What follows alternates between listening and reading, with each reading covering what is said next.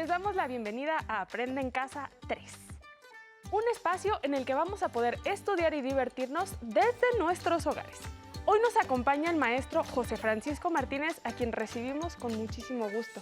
Profe Paco, ¿cómo está? Mi queridísima Jennifer, muy bien, muchísimas gracias. Pues vamos a tener el gusto de estar con ustedes en esta clase de artes de quinto grado. ¿Están listos? ¡Mucha atención! Vamos con Ajo Listo y comenzamos. ¡Hola! La mejor forma de cuidarnos es lavarnos las manos frecuentemente con agua y jabón durante 20 segundos. Así te proteges tú y proteges a todas las personas que te rodean.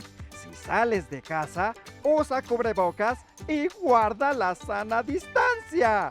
¿Listas? ¿Listos? ¡Muy bien! ¡Vamos a ver el siguiente video! Buenas prácticas para seguir adelante. Como todos sabemos, el COVID-19 es un virus que se contagia muy fácilmente entre las personas. Por eso hay que continuar cuidándonos siguiendo las buenas prácticas que ya todos conocemos para evitar contagiarnos. Utiliza cubrebocas. No salgas de casa y si tienes que hacerlo, recuerda que es obligatorio utilizarlo. Mantén la sana distancia. Lávate las manos muy seguido con agua y jabón por lo menos durante 20 segundos. O aplica desinfectante a base de agua y alcohol. Desinfecta las superficies y los objetos que más utilizas. También las cosas que compres en la tienda o el supermercado.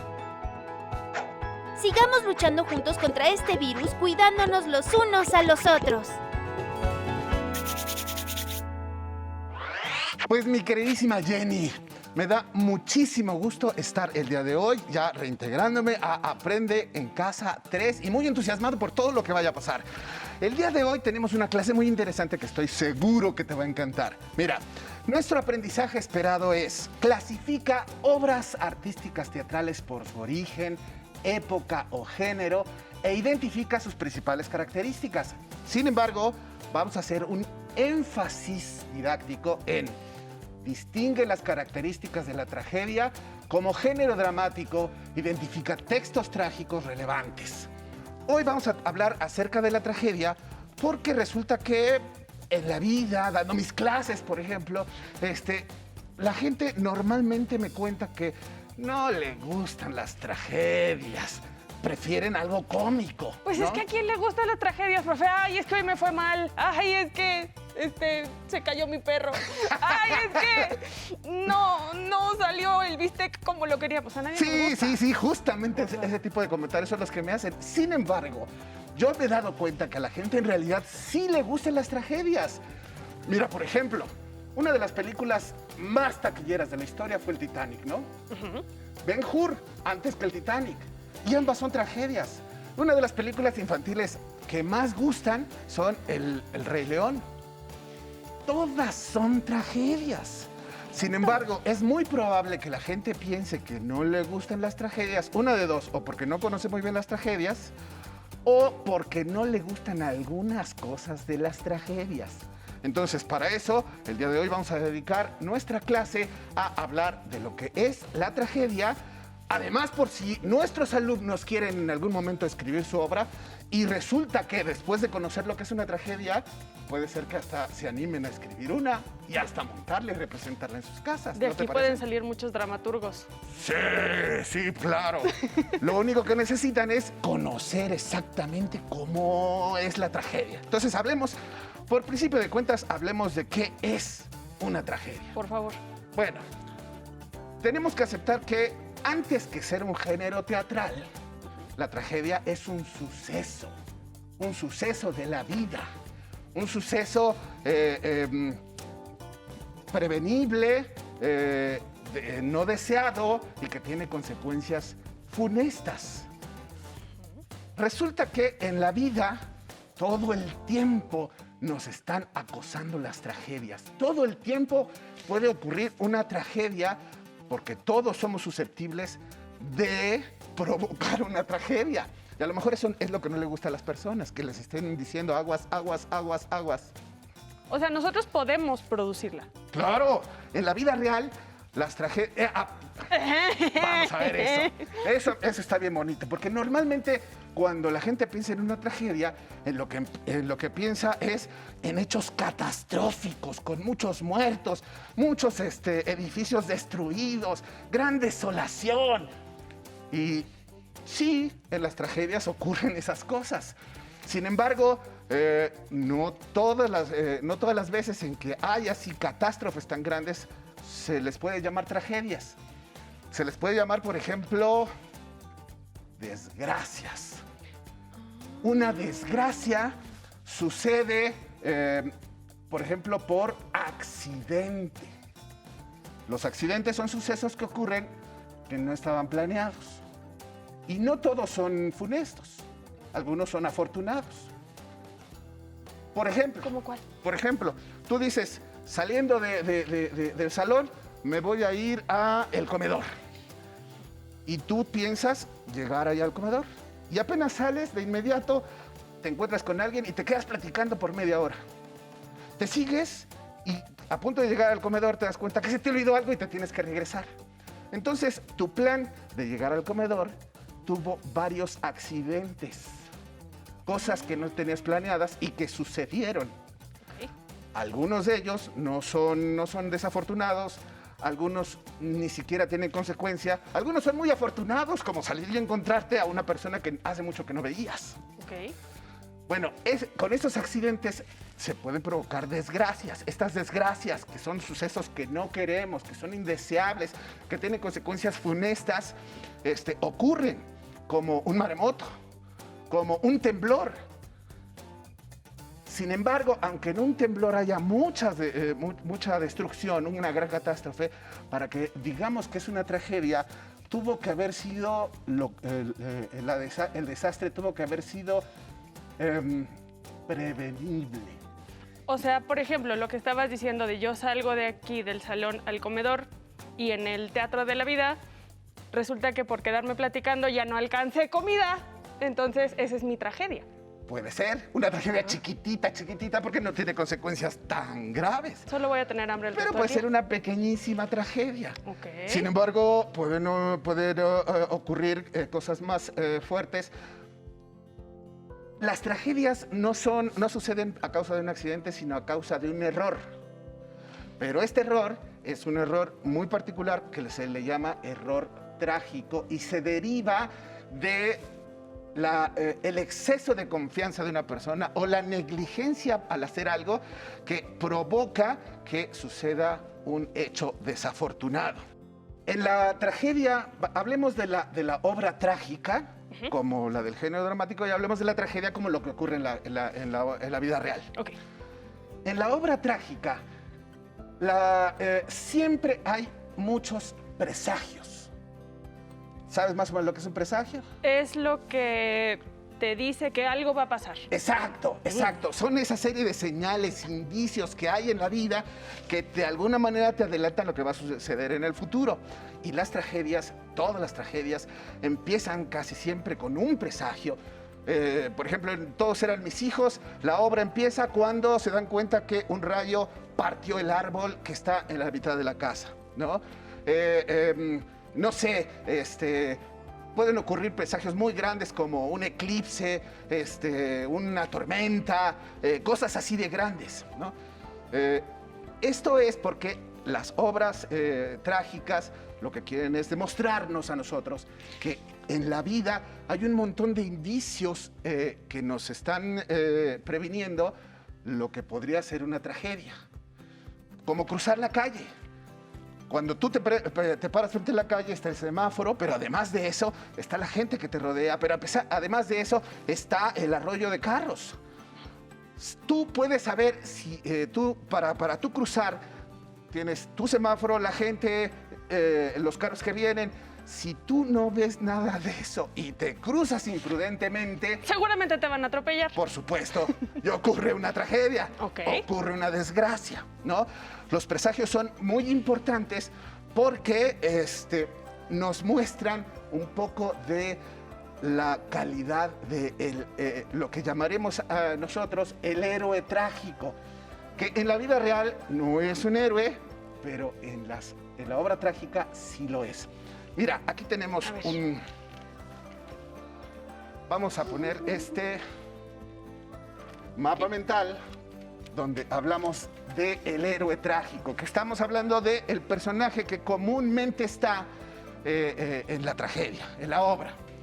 Nuestro héroe trágico tiene normalmente como virtudes que es muy diestro en algo, pero además es valeroso, es muy capaz en lo que hace, tiene solvencia para realizar las cosas, es muy idealista, es obviamente muy sabio, pero muy importante, es sumamente honorable.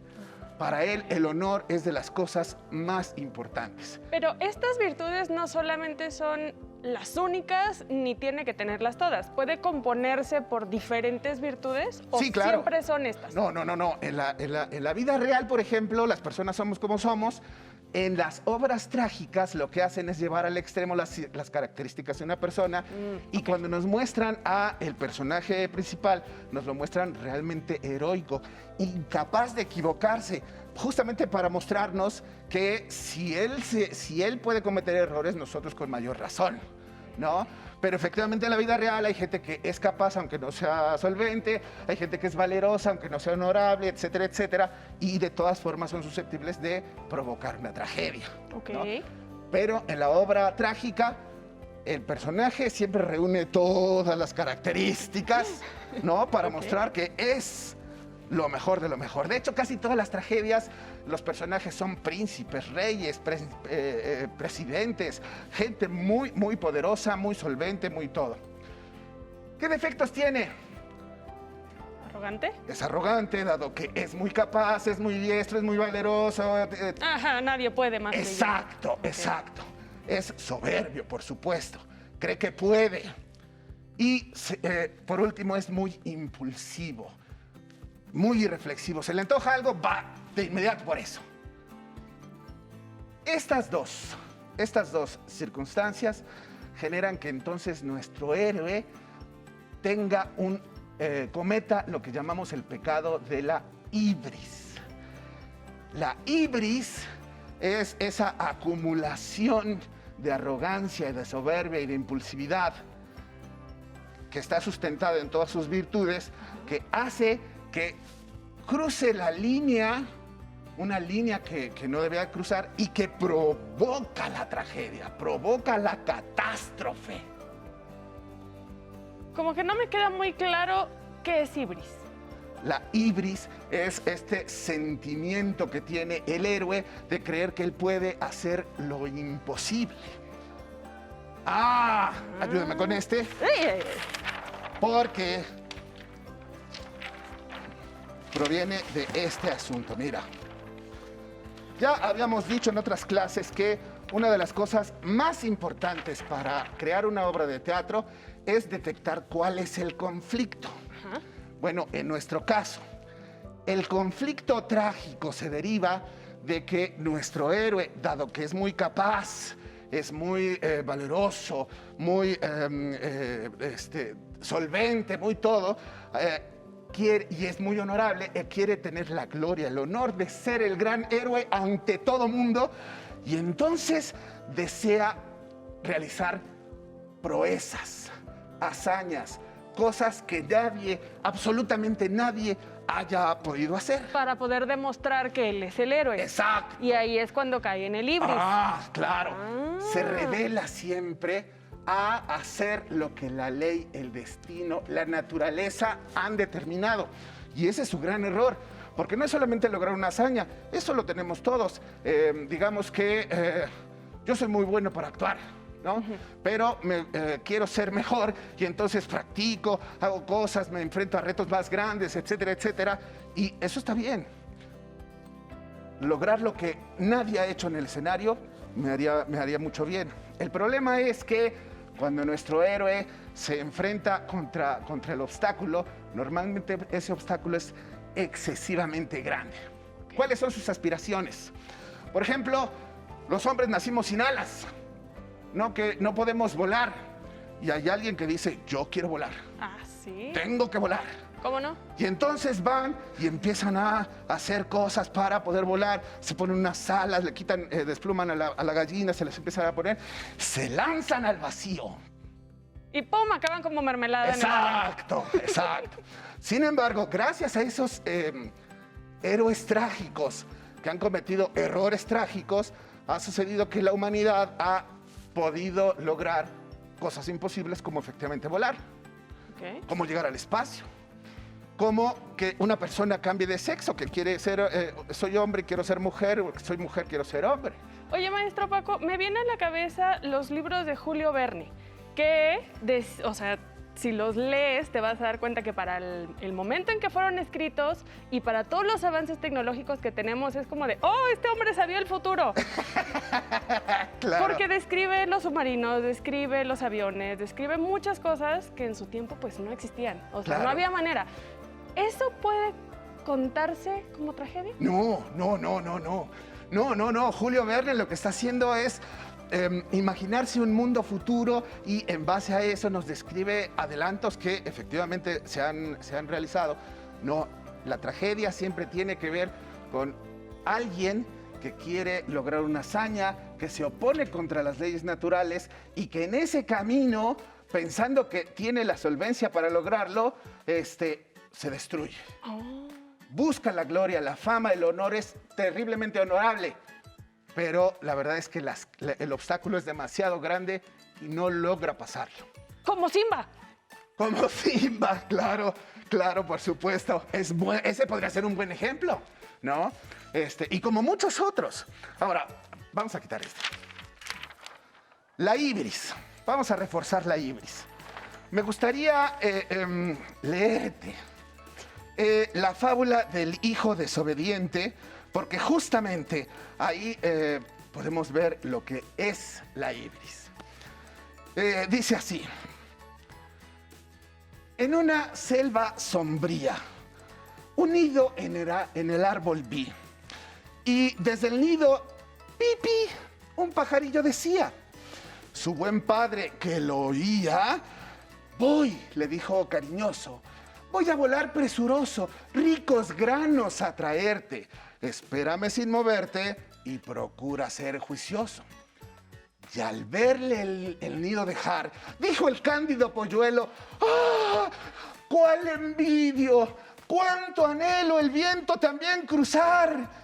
Quiso en el acto volar y el ala tendió imprudente, mas descendió de repente y horrible muerte encontró.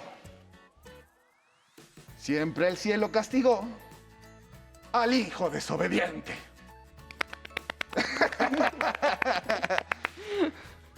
Fíjate, Jenny, lo que sucedió con el pajarito. Pensó, claro, mi papá puede volar, yo soy hijo de mi papá, seguramente puedo volar. A pesar de que su papá le dijo, quédate quieto, sé prudente, le dio las señales, le dio... El presagio. ¡Exacto! ¿Qué hizo él? Ahí fue a desobedecer. Sí puedo. Claro, yo puedo, yo soy capaz porque Exacto. yo soy igual que mi papá. Exacto. Yo voy a ser el primer polluelo que vuele aún sin tener plumas. Ahí está donde rosa o donde cruza el ser capaz a querer hacer lo imposible. Exacto. Y peca por ibris. Exacto. Esa es justamente lo que llamamos la ibris. Y lo que provoca la ibris en el espectador es una emoción. Yo te vi hace rato cuando escuchaste que cayó y murió.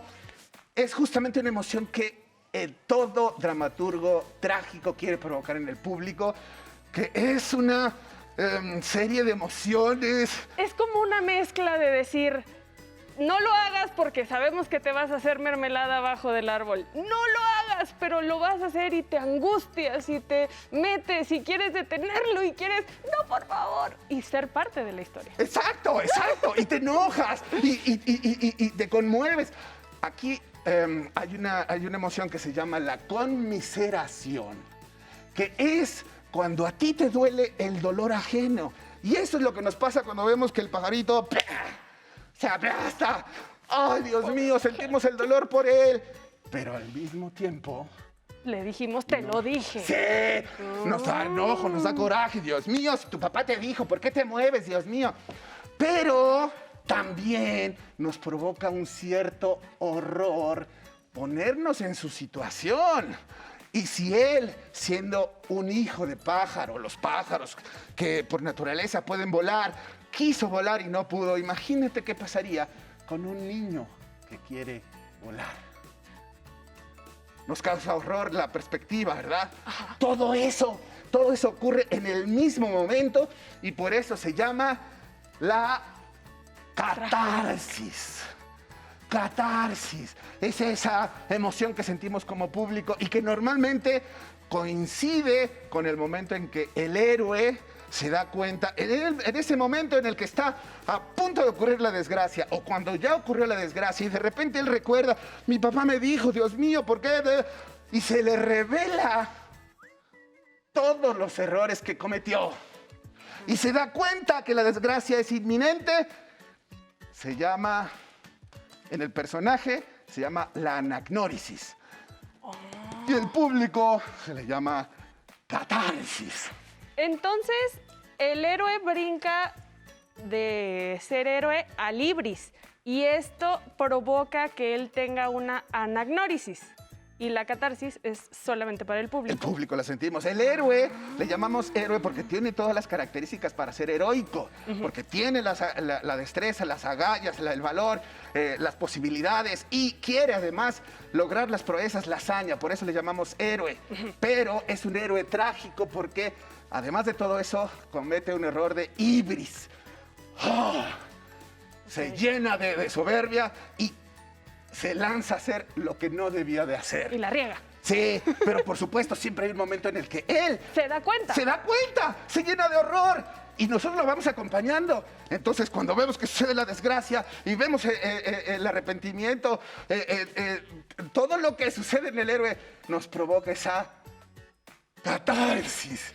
¡Oh! Que la catarsis es soltar, o sea, sacar todas las emociones, Sí, dejarlas fluir Sí. y pues vivirlas y soltar y relajarte y Así es, así es. tranquilizarte. Eso es la catarsis. Se le llama catarsis a ese momento específico donde se generan toda esa serie de emociones, sensaciones, porque se supone que el objetivo de la tragedia es que cuando el público llegue, todas las emociones que ha reprimido en su vida, que no ha logrado sacar por las circunstancias que sean, las expulse. Y para eso hacemos la tragedia. Para que el público en ese momento fluya sus emociones. Me gustaría que viéramos un video de la tragedia de Julio César para que veas más o menos qué tono, qué tipo de movimientos, qué decorados hay en una tragedia. ¿Quieres verlo? Sí, no se diga más, vamos a verlo. Julio César, de William Shakespeare, con una moderna adaptación basada en los años 60.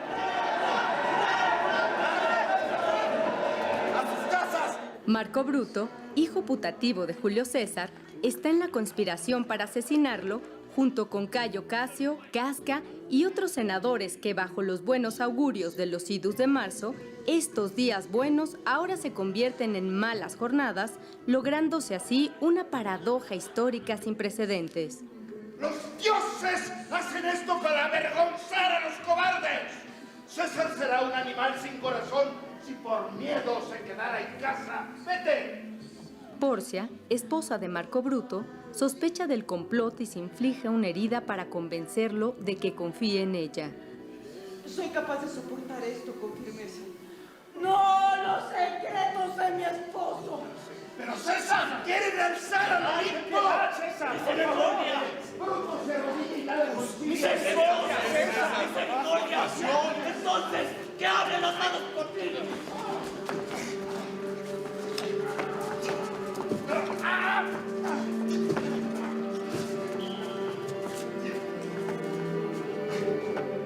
¿Y tú también, Bruto, hijo mío?, dice Julio César mientras agoniza apuñalado.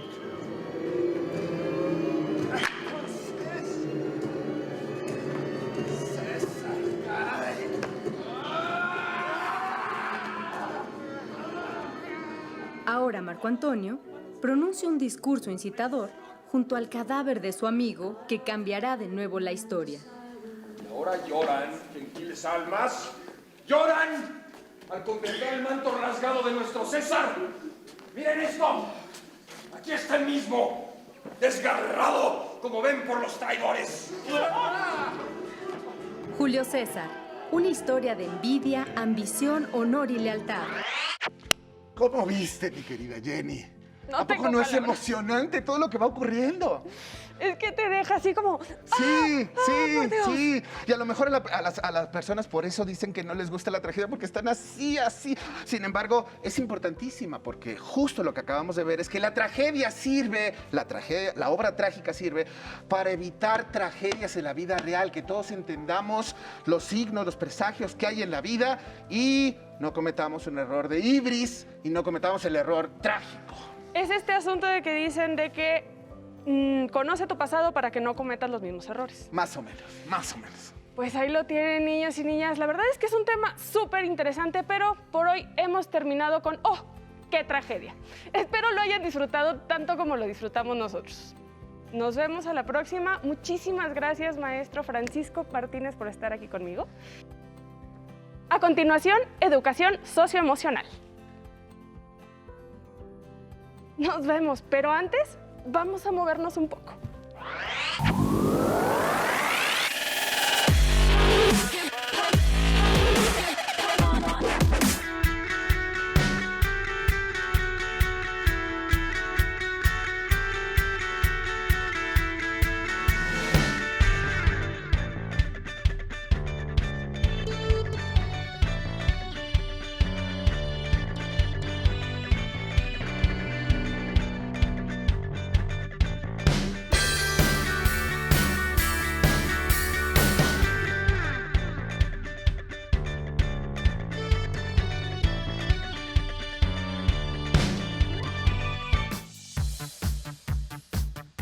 Si necesitas ayuda para resolver tus dudas, contáctanos.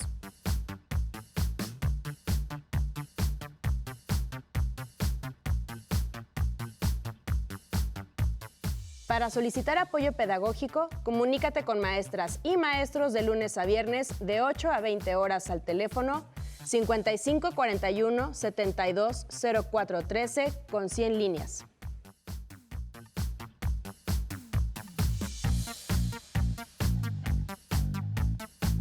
Si quieres volver a ver los programas de Aprende en Casa, los puedes encontrar en la siguiente liga: aprendeencasa.cep.gov.mx. No se muevan de su lugar, tenemos algo muy importante para ustedes. Acompáñenos.